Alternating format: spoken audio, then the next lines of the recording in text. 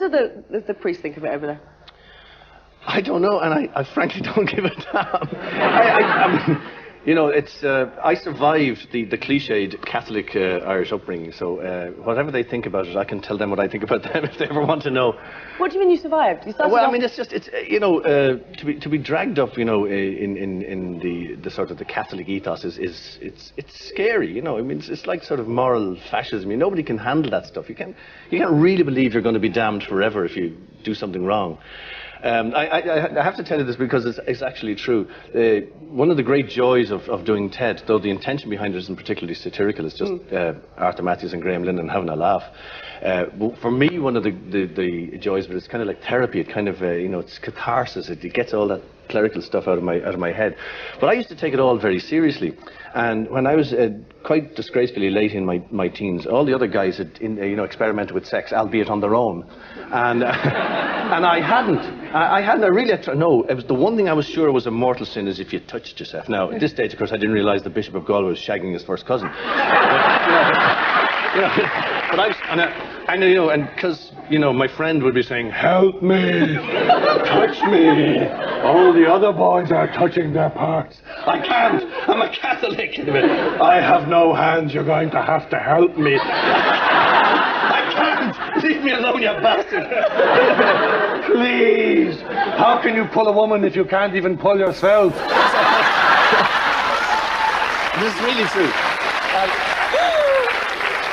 And the worst thing, and eventually, at, you know, quite late in my life, about 37, not a lot, I succumbed, you know, to the temptation because, you know, he just ordered me. I have taken over dual controls. So, and it happened. I always recall it happened on a Friday night, and it was just.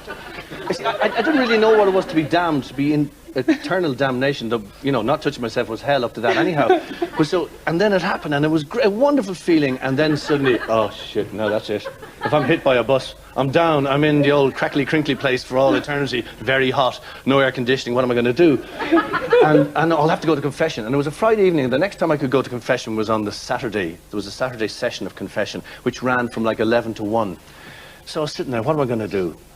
Well, you know, I'm never going to do this thing again, ever. However, if I was to get caught now or hit by a bus, I'm going down anyhow for eternity. So how many eternities can you do? So I decided I was going to pack in all the self-interference I could. From Friday tea time, I remember this. I was trying to study for exams, flunked that. And I left it to the last confession you could possibly make, which is like at 1 o'clock. And I think I set up a record. I really did. A team of paramedics had to carry me into the last confession. And it wasn't the last time either, but... but what I'm saying to you is that, you know, imagine doing all that stuff in your head because of the priest, so, and at the same time as they were doing all this other funny stuff themselves. So is that when you put it all behind you? I mean, I'm talking about the confession, all the... No. No smut. I mean, no smut. No. Is that when you just put... No, I think you're always putting the... I mean, there's nothing worse than I think one of the newspapers described me as spectacularly lapsed as a Catholic. And you're always putting it behind you, you know, because the guilt thing is... They get the guilt early into you, and then you're always being tapped on the shoulder, you know. We'll get you. St. Peter will be waiting, you know, oh, please, no. Brendan Behan, the Irish dramatist, just said he was a daytime atheist, you know, but come nighttime, ooh. Yes, God, I believe in you. Ooh, turn on the lights.